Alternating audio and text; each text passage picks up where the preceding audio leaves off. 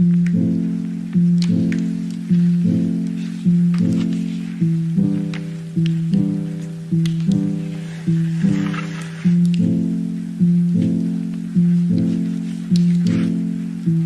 demam pada anak. Dosen Ning Iswati. Oke semuanya, kita mulai ya. Penanganan pertama pada kejang demam kita bahas.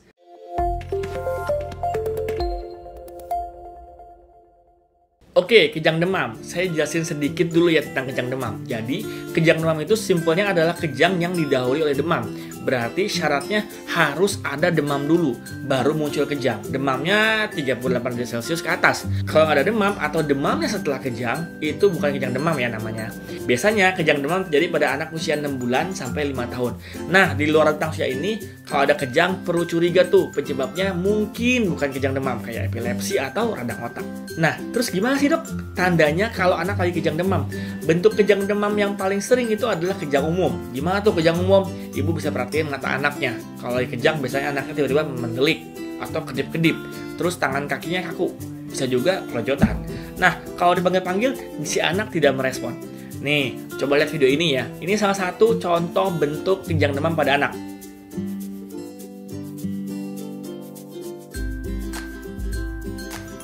Oke, sampai sini jelas ya Bu? Nah, kalau udah paham, kita masuk ke pembahasan intinya. Bagaimana penanganannya tepat ketika anak kejang? Oke, biar mudah ingatnya nih, saya udah siapin singkatannya. Jadi intinya ada 5 poin.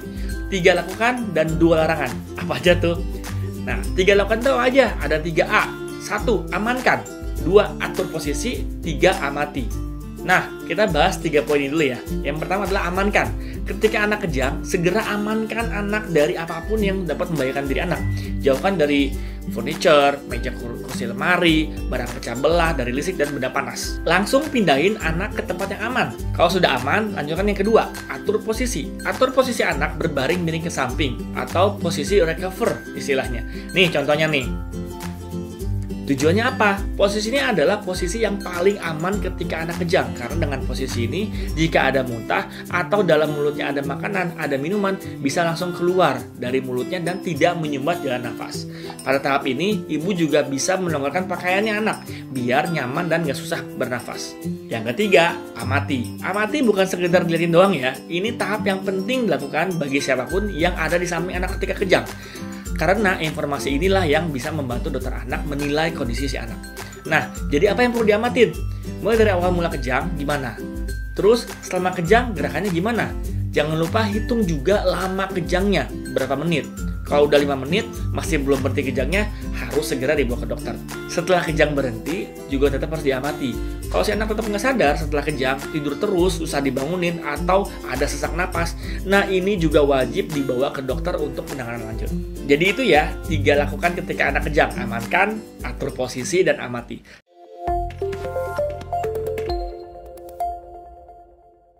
Sekarang kita bahas 2 larangan ketika anak kejang.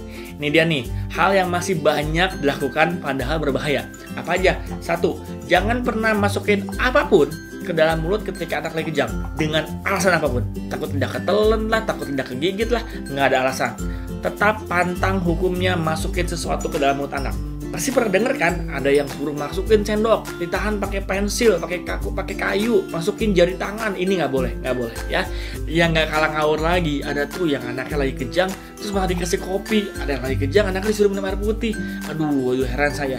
Anak yang lagi kejang, jangan masukin apapun ke dalam mulutnya. Masuk cairan, itu bisa bikin tersedak, nanti malah sesak. Jangan. Ya, coba deh, yang belum nonton, cari reel saya di Instagram yang bahas tentang kopi untuk mengatasi kejang. Mitos atau fakta tuh, coba tonton, biar nggak sesat. Jadi ingat ya, jangan masukin apapun ke dalam mulut anak ketika lagi kejang. Lanjut larangan kedua, jangan pernah menahan badan anak ketika lagi kejang. Kadang orang tua tuh ngeliat anak lagi kejang kan, kelanjutan tuh kasihan gitu. Jadi pengen pegang badannya, ditahan biar nggak terlalu kuat kejangnya. Nah ini ada praktek yang salah ya, bahaya. Menahan badan anak ketika lagi kejang justru bisa menyakiti anak loh. Bahkan bisa tulang patah. Jadi tolong dibiarin aja, gak usah ditahan-tahan. Kalau kasihan lihat kepalanya terbentur-bentur, cukup diamankan saja, dikasih bantal, jangan ditahan. Dipegangin kepalanya biar nggak gerak itu nggak boleh. Justru akan menyakiti anak. Selalu ingat 2 larangan itu ya, nggak boleh lupa.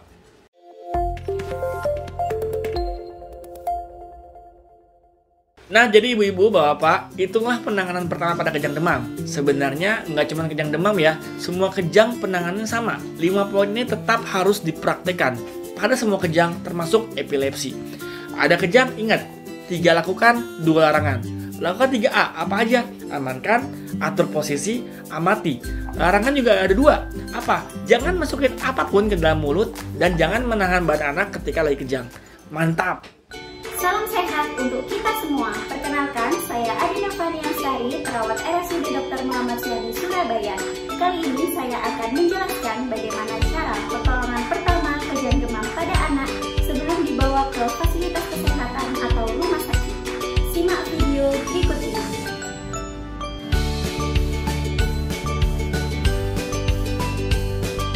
Saat anak kejang biasanya mengalami peningkatan suhu tubuh lebih dari 38 derajat Celcius. Yang pertama, saat anak terjadi kejang, letakkan anak di tempat yang datar. Yang kedua, jauhkan benda-benda berbahaya atau benda-benda yang mengganggu di sekitar anak. Yang ketiga, longgarkan pakaian pada anak. Karena penyebab anak kejang adalah demam lebih dari 38 derajat Celcius, maka anak tidak boleh diberikan pakaian yang tebal atau selimut yang tebal atau pakaian yang ketat. Karena saat anak demam terjadi proses evaporasi tubuh, di mana demam tersebut agar bisa keluar dari tubuh anak.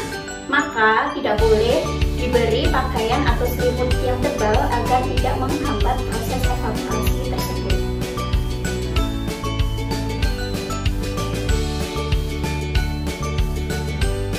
Yang keempat, miringkan posisi tubuh anak. Tujuannya dimiringkan posisi tubuh anak adalah saat anak kejang potensi terjadi muntah. Saat anak muntah agar bisa keluar dan tidak terjadi aspirasi atau tersedak pada anak. Maka dari itu, saat anak kejang, posisi tubuh miring ini perlu diperhatikan. Yang kelima, berikan obat penurun panas melalui dubur dan kompres seluruh tubuh anak dengan handuk basah. Jadi saat anak kejang dilarang memberikan obat melalui mulut. Untuk obat penurun panas bisa obat yang diberikan melalui dubur. Obatnya berbentuk seperti peluru dan bisa dibeli bebas di apotek.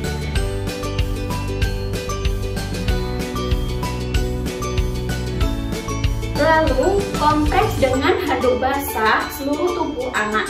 Bisa kita usap-usapkan pada seluruh tubuh anak terus-menerus. Yang keenam, jangan berikan makan atau minum kepada anak yang terjadi kejang. Karena saat anak yang mengalami kejang, gerakan anak tidak terkontrol.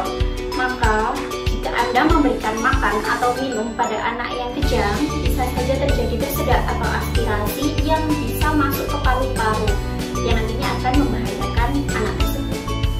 Yang ketujuh adalah hitung durasi kejang pada anak. Tujuannya menghitung durasi kejang ini untuk melihat seberapa lama anak tersebut terjadi kejang. Apabila lebih dari 5 menit, maka segera dibawa ke rumah sakit atau hubungi rumah sakit atau fasilitas kesehatan yang terdekat. Yang kedelapan, memastikan wajah anak untuk mengetahui tanda-tanda kekurangan oksigen. Jadi saat anak kejang juga bisa terjadi kekurangan oksigen pada anak. Tanda-tandanya seperti wajah anak pucat atau terlihat kebiruan, terutama pada anggota gerak di ujung jari tangan dan di ujung jari kaki. Jadi saat anak kejang, apabila terdapat tanda-tanda tersebut, maka itu merupakan tanda-tanda anak kekurangan oksigen. Yang kesembilan, bila memungkinkan video anak saat kejang. Jadi tujuannya video tersebut adalah untuk mempermudah tenaga kesehatan, terutama dokter, saat anamnese di instalasi gawat darurat. Karena butuh penegakan diagnosa yang tepat. Anak ini termasuk kejang demam sederhana atau kejang demam kompleks. Video tersebut sangat berguna untuk dokter, tapi kebanyakan orang tua selalu panik, jadi tidak sempat untuk merekam atau memvideo anak saat kejang. Yang ke-10, selalu berada di samping anak dan berikan kata-kata yang menenangkan. karena kebanyakan orang tua selalu panik saat anak terjadi kejang. Maka dari itu, orang tua dilarang panik dan harus melakukan penanganan yang tepat. Tujuannya agar anak mendapatkan pertolongan pertama sebelum dibawa ke fasilitas kesehatan. Sekian penjelasan dari saya tentang bagaimana cara pertolongan pertama kejang demam pada anak.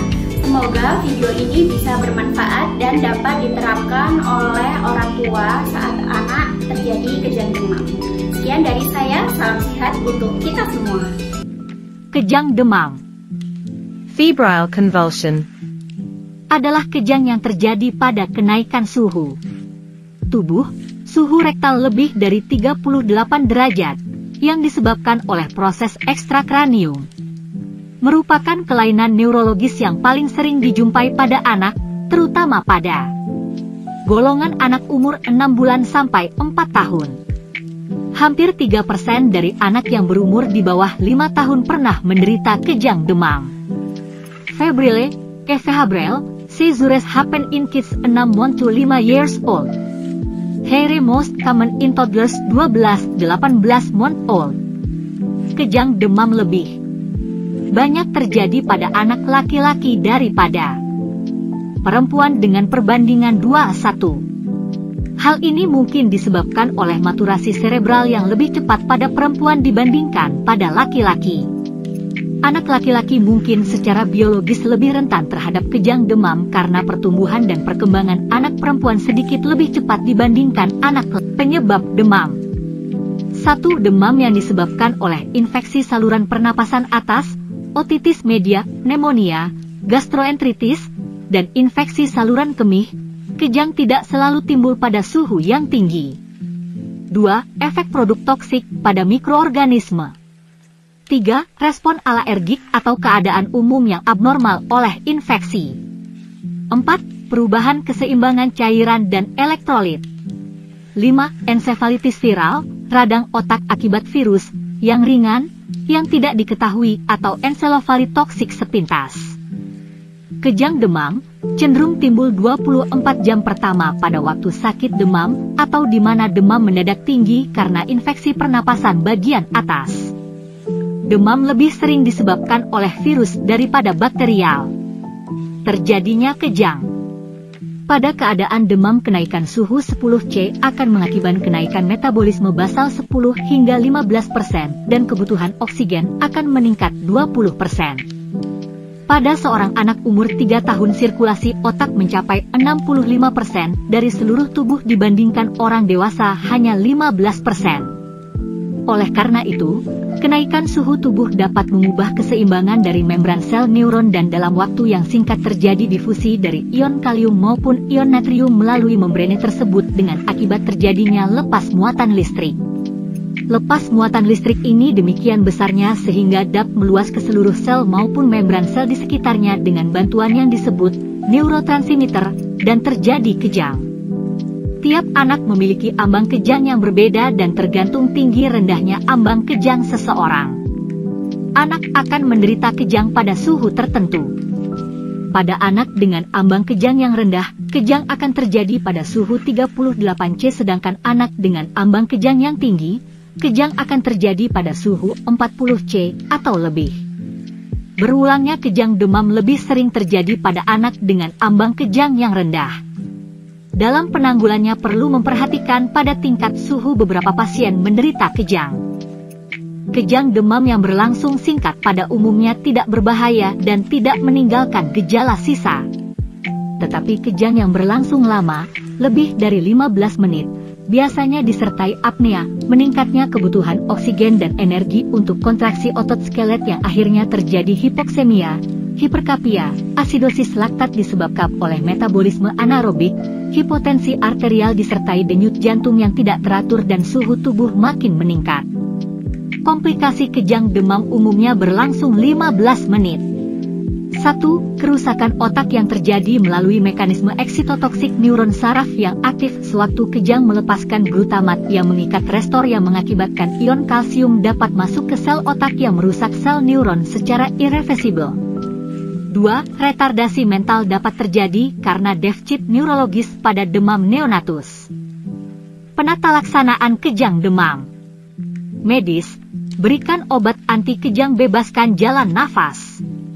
Oksigenasi secukupnya. Faktor risiko yang bisa menyebabkan kejang demam berulang. Riwayat anggota keluarga yang memiliki riwayat kejang demam. Riwayat kejang demam sebelumnya berlangsung lebih dari 15 menit atau terjadi ketika suhu tubuh di bawah 40 derajat. Terjadi pertama kali sebelum anak berusia 18 bulan. Kejang demam diturunkan secara dominan autosomal sehingga banyak pasien kejang demam berasal dari orang tua yang pernah menderita kejang demam. Namun, juga harus dicatat bahwa orang tua mungkin tidak menyadari episode masa lalu mereka dari kejang demam dan dengan demikian dapat mengacaukan sejarah keluarga yang tepat. Yunita, Afdal, dan Syarif, 2016. Ciri-ciri kejang demam pada anak. Saat anak mengalami kejang demam, ia akan menunjukkan beberapa tanda dan gejala berikut ini. Demam tinggi dengan suhu lebih dari 38 O. Celcius, kedua tangan dan kaki menyentak-nyentak. Mata berputar ke atas. Tidak sadar atau tidur setelah kejang selesai. Kejang demam sederhana. Kejang demam sederhana terjadi pada seluruh bagian tubuh dan tidak berulang dalam waktu 24 jam. Durasi kejang ini hanya berlangsung beberapa detik hingga kurang dari 15 menit. Kejang demam kompleks. Kejang demam kompleks biasanya hanya timbul pada salah satu bagian tubuh, misalnya tangan dan kaki kiri saja. Selain itu, kejang dapat berulang dalam periode 24 jam dan berlangsung lebih dari 15 menit. Penanganan kejang. Penanganan kejang demam. Anak YG mengalami demam tinggi dan memiliki riwayat kejang demam, cobalah berikan obat pereda demam, seperti paracetamol atau ibuprofen, untuk menurunkan suhu tubuhnya. Juga bisa memberikan kompres hangat untuk meredakan demamnya. Pada anak yang mengalami kejang demam berulang, bisa menggunakan obat anti kejang sesuai anjuran dokter. Untuk menangani kejang demam pada anak, dokter bisa meresepkan obat diazepam dalam bentuk tablet atau sirop. Sediaan diazepam tiup yang pemberiannya melalui anus juga sering diresepkan oleh dokter. Obat ini juga dapat diberikan untuk mencegah dan menangani kejang demam pada anak. Penanganan kejang di rumah. Letakkan anak di tempat yang datar dan luas, sehingga anak tidak terbentur atau tertimpa benda tertentu saat kejang. Posisikan kepala anak tidur menyamping untuk mencegahnya tersedak saat kejang. Biarkan kondisi mulut terbuka, lidah turun ke samping agar tidak menutup jalan nafas. Longgarkan pakaiannya, terutama pada bagian leher. Jangan memaksa untuk menahan gerakan tubuh anak. Cukup jaga agar posisi tubuhnya tetap aman. Jangan memasukkan benda apapun ke mulutnya, termasuk minuman, sendok, atau obat-obatan. Penanganan kejang di rumah. Panggil nama anak atau ucapkanlah kata-kata yang menenangkan agar anak merasa lebih nyaman. Catat berapa lama anak mengalami kejang. Hitung durasi kejang pada anak. Bawa ke IGD terdekat bila durasi kejang 5 menit dan berlangsung lebih dari 1 kali dalam 24 jam. Amati kondisinya saat kejang, terutama bila dia kesulitan bernapas atau wajahnya menjadi pucat dan kebiruan. Ini menandakan bahwa ia kekurangan oksigen dan membutuhkan penanganan medis secepatnya. Jika memungkinkan, rekam kejadian saat anak sedang kejang, sehingga dokter bisa mengetahui dengan pasti seperti apa kejang yang dialami anak. Kejang epilepsi. Tak sama dengan kejang demam, kejang pada epilepsi tidak disebabkan oleh demam, melainkan gangguan aktivitas di otak. Menurut penelitian, risiko epilepsi memang dapat meningkat sebesar 5-10 pada anak penderita kejang demam dengan kondisi berikut ini. 1. Kejang demam kompleks. 2. Gangguan perkembangan saraf dan otak. 3. Riwayat epilepsi di keluarga. Pema kejang demam. Untuk menentukan penyebab kejang demam pada anak, dokter akan melakukan serangkaian pemeriksaan fisik dan pemeriksaan penunjang lainnya, seperti tes darah dan tes urin. Pada kondisi kejang demam kompleks, dokter juga akan menyarankan pemeriksaan elektroencephalografi, EG, dan MRI otak guna memastikan apakah anak menderita epilepsi. Tujuan pengobatan kejang demam pada anak: mencegah kejang demam berulang, mencegah status epilepsi, mencegah epilepsi dan atau mental retardasi, normalisasi kehidupan anak dan keluarga. Penata laksanaan kejang demam pada anak. 1. Pengobatan fase akut yaitu membebaskan jalan nafas dan memantau fungsi vital tubuh. Saat ini diazepam intravena atau rektal merupakan obat pilihan utama, oleh karena mempunyai masa kerja yang singkat. Jika tidak ada diazepam, dapat digunakan luminal suntikan intramuskular ataupun yang lebih praktis midazolam intranasal. 2. Mencari dan mengobati penyebab dengan melakukan pemeriksaan fungsi lumbal pada saat pertama sekali kejang demam. Fungsi lumbal juga dianjurkan pada anak usia kurang dari 2 tahun. Karena gejala neurologis sulit ditemukan, pemeriksaan laboratorium penunjang lain dilakukan sesuai indikasi.